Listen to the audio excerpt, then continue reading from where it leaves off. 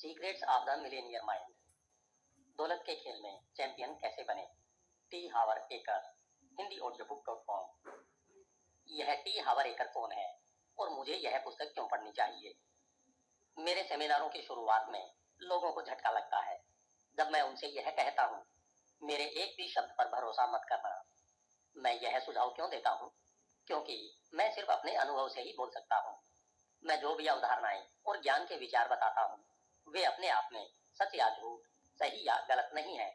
मैं तो बस इतना बताता हूँ कि इन सिद्धांतों पर चलने से मुझे और मेरे हजारों विद्यार्थियों को जीवन में क्या आश्चर्यजनक परिणाम मिले। बहरहाल, मुझे पूरा यकीन है कि अगर आप इस पुस्तक में दिए गए सिद्धांतों का प्रयोग करेंगे तो आपके जीवन में आमूल-चूल परिवर्तन हो जाएगा। इस पुस्तक को सिर्फ मनोरंजन के लिए न सुने, इसे तो इस तरह सुने मानो आपकी पूरी जिंदगी इस पर निर्भर हो। फिर आप अपने जीवन में इन सिद्धांतों को आजमा कर देखें। जो सिद्धांत आपके लिए कारगर साबित हो उन्हें जारी रखें, जो कारगर साबित न हो उन्हें छोड़ दें। जाहिर है, इस मामले में मैं पूर्वाग्रह का शिकार हो सकता हूँ, लेकिन मेरा मानना है कि धन के मामले में यह आपके द्वारा सुनी गई सबसे महत्वपूर्ण पुस्तक हो सकती है। मैं जानता हूँ यह बड़बोलापन लग सकता है, लेकिन सच्चाई तो यही है कि यह पुस्तक सफलता की आपकी इच्छा और उसकी प्राप्ति के बीच की खोई हुई कड़ी के बारे में बताती है।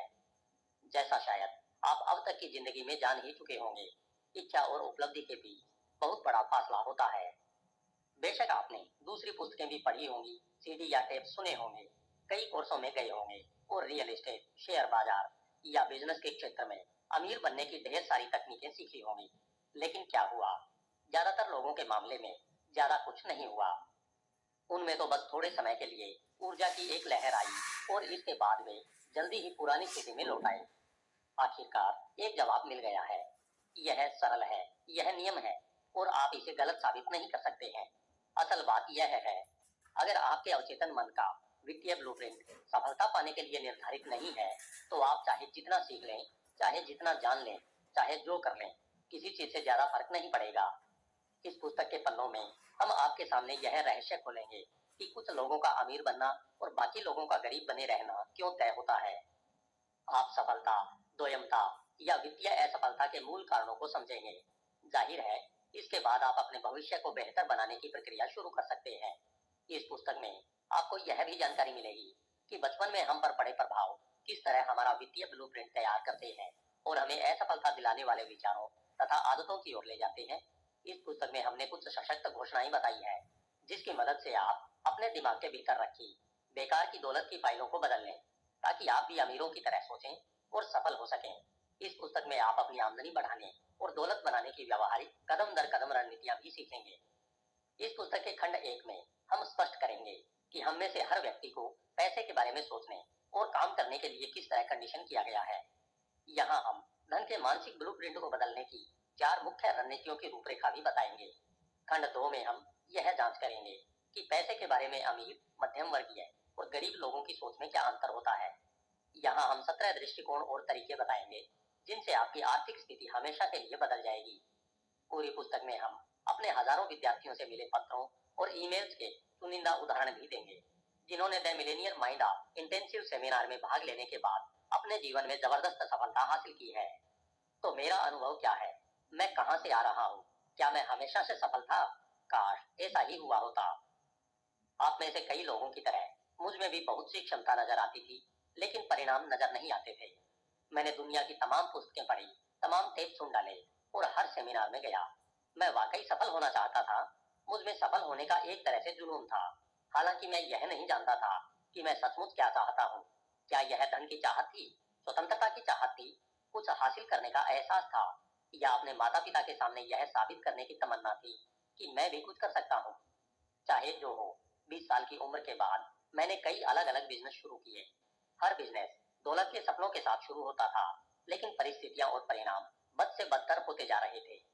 जी तोड़ मेहनत करने के बाद भी मैं कंगाल ही बना हुआ था। मुझे कंगाली का भयंकर रोग था। मैंने मुनाफे नाम की चीज के बारे में सुना तो था, लेकिन यह मुझे कभी दिखी नहीं थी। उस वक्त मैं सोचा करता था, काश मुझे यह बिजनेस मिल जाए, सही घोड़ा पहचान में आ जाए तो मैं कामयाब हो जाऊंगा। लेकिन मैं गलत था। कोई चीज काम नहीं कर रही थी, कम से कम मेरे लिए। और उस वक्त के आखिरी हिस्से ने आखिरकार मुझे भीतर तक हिला दिया। मैं सोचने लगा कि मैं जिस बिजनेस में था उसमें बाकी लोग सफल हो रहे थे, फिर मैं क्यों कड़का था। श्रीमान क्षमतावान की हालत खराब क्यों थी। इसलिए मैंने गंभीरता से चिंतन किया। मैंने अपनी असली अवधारणाओं की जांच की और यह पाया कि हालांकि मैं कहता जरूर था कि मैं सचमुच अमीर बनना चाहता हूँ, लेकिन इसे लेकर मेरे मन में कुछ चिंताएं थी जिनकी जड़ें बहुत गहरी थी। मैं दरअसल बहुत डरा हुआ था इस बात से कि मैं असफल हो सकता हूँ, या इससे भी बुरी बात यह है कि सफल होने के बाद अपनी सारी दौलत गंवा दूंगा, जिससे मैं सचमुच मूर्ख साबित हो जाऊंगा। इस तरह मैं अपनी उस छवि को भी मटिया में कर डालूंगा जो लोगों में मेरे प्रति बनी हुई थी। मेरी कहानी कि मुझ में इतनी सारी क्षमता थी, अगर बाद में यह पता चले कि मुझ में आवश्यक क्षमता ही नहीं थी और मैं संघर्ष भरा जीवन जीने के लिए अभिशप्त हूँ, तो क्या होगा। किस्मत की बात देखिए कि उसी मोड़ पर डैडी के एक बहुत अमीर दोस्त ने मुझे कुछ सलाह दी।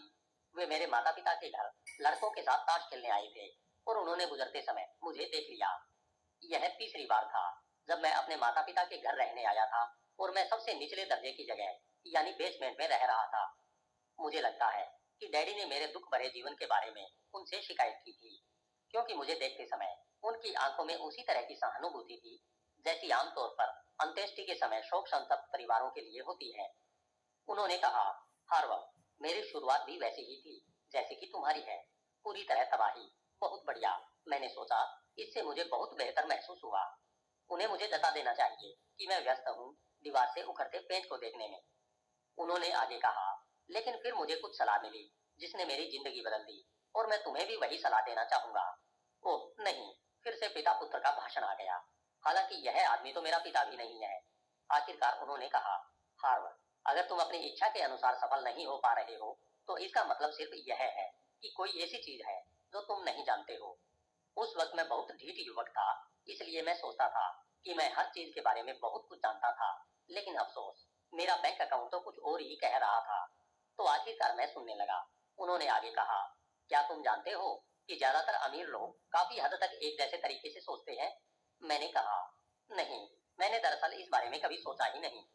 इस पर उन्होंने जवाब दिया, यह सटीक विज्ञान तो नहीं है, लेकिन ज्यादातर मामलों में अमीर लोग एक खास तरीके से सोचते हैं और गरीब लोग बिल्कुल अलग तरीके से सोचते हैं। सोचने के इन तरीकों से उनके काम तय होते हैं और कामों से परिणाम तय होते हैं। उन्होंने आगे कहा, अगर तुम उसी तरह सोचो जिस तरह अमीर लोग सोचते हैं और वही काम करो जो अमीर लोग करते हैं, तो क्या तुम्हें यकीन है कि तुम भी अमीर बन सकते हो। मुझे याद है कि मैंने कमजोर आत्मविश्वास के साथ जवाब दिया था, लगता तो है ऐसा ही है।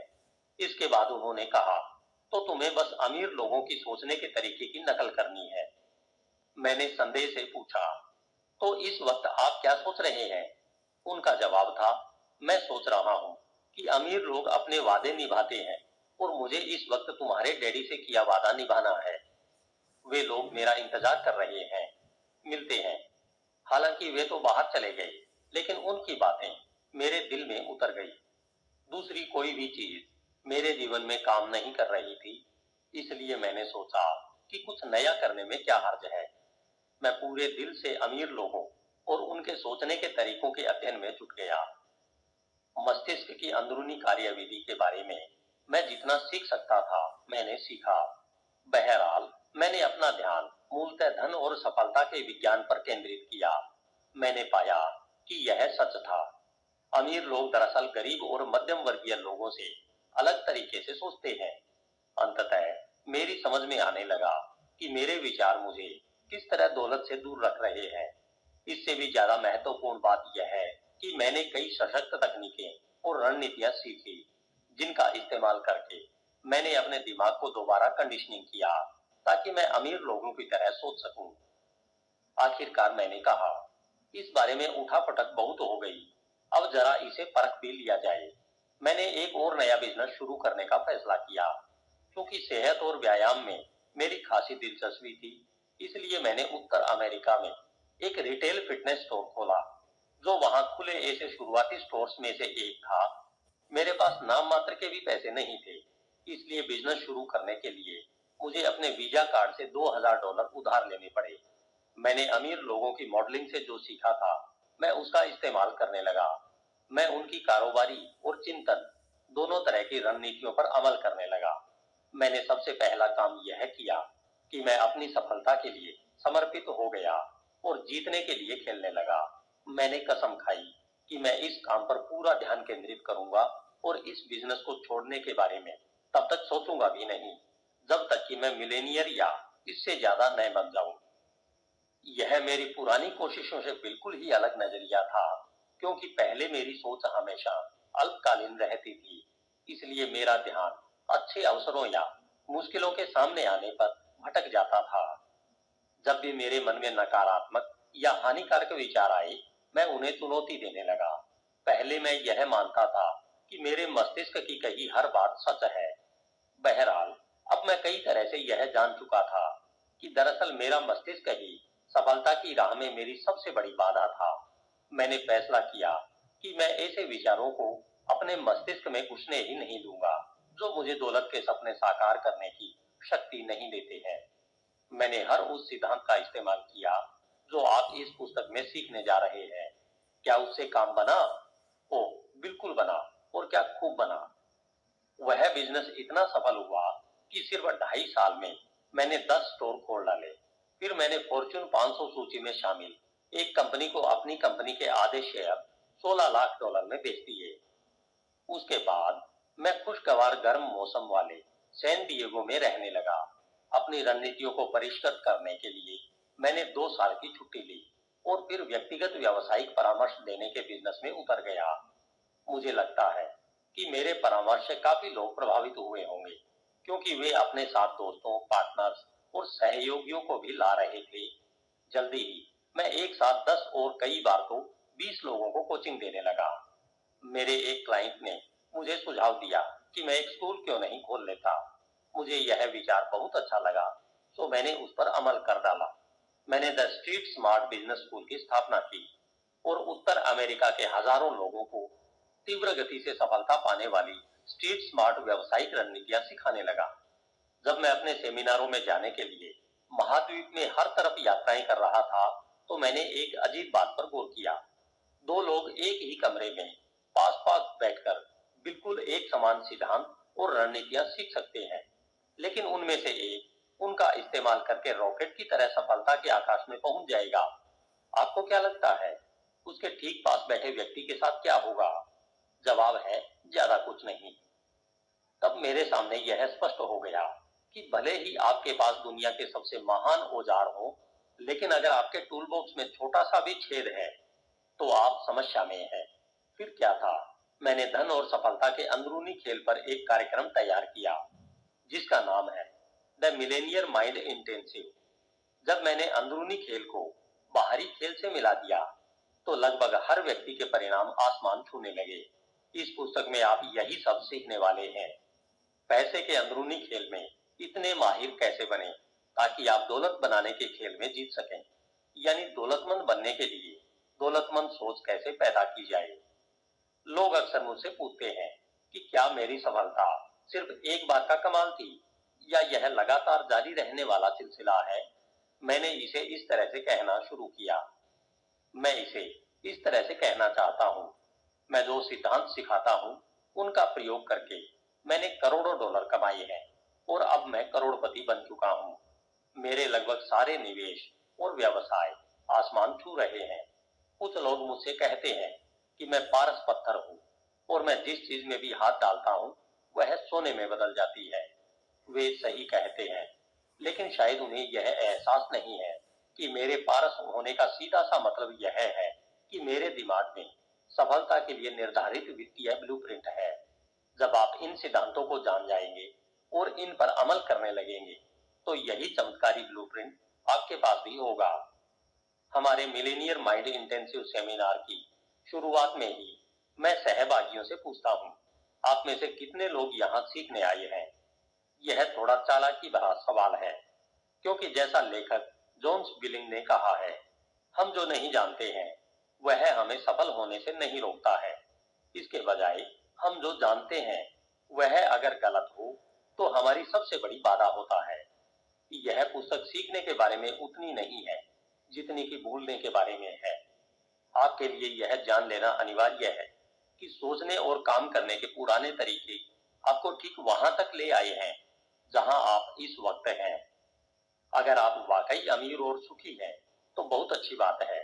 लेकिन अगर आप नहीं हैं, तो मैं आपसे ऐसी कुछ संभावनाओं पर विचार करने का आग्रह करता हूं, जो आपके टूल बॉक्स में सही तरीके से फिट नहीं हो रही हो सकता है कि आप वर्तमान में उन विचारों को सही या अपने लिए उचित मानते हो, लेकिन शायद वे ऐसे न हो। हालांकि मैं सुझाव देता हूं कि आप मेरे एक भी शब्द पर भरोसा मत करना, और चाहता हूं कि आप अपने जीवन में इन अवधारणाओं को परखें।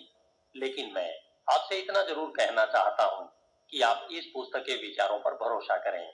इसलिए नहीं क्योंकि आप मुझे व्यक्तिगत रूप से जानते हैं, क्योंकि हजारों लोगों ने इस पुस्तक में बताए गए सिद्धांतों पर चलकर अपनी जिंदगी बदल डाली है। विश्वास की बात पर मुझे अपनी एक पसंदीदा कहानी याद आती है। यह उस व्यक्ति के बारे में है जो एक चट्टान के किनारे पर चल रहा था। अचानक उसका संतुलन गड़बड़ा गया और वह फिसल कर गिर गया। सौभाग्य से उसने दिमाग का इस्तेमाल करके चट्टान के किनारे को पकड़ लिया और जान बचाने के लिए झूलने लगा। वह लटका रहा और आखिरकार चिल्लाया, क्या ऊपर कोई है जो मेरी मदद कर सकता हो? कोई जवाब नहीं आया। वह लगातार चिल्लाता रहा, क्या कोई ऊपर है जो मेरी मदद कर सकता हो? अंततः एक बहुत तेज गूंजती आवाज सुनाई दी, मैं भगवान हूँ, मैं तुम्हारी मदद कर सकता हूँ, बस हाथ छोड़ दो और मुझ पर भरोसा करो। यह सुनने के बाद वह आदमी चिल्लाया, क्या ऊपर कोई और भी है जो मेरी मदद कर सकता हो? सबक बहुत आसान है। अगर आप जीवन में ज्यादा ऊंचे स्तर पर पहुंचना चाहते हैं, तो आपको अपने सोचने के कुछ पुराने तरीकों को छोड़ना होगा और नए तरीकों को अपनाना होगा। परिणाम अंततः अपने आप सामने आ जाएंगे और आपको हैरान कर देंगे। धन्यवाद। Hindi audio book .com। आपका दिन शुभ हो।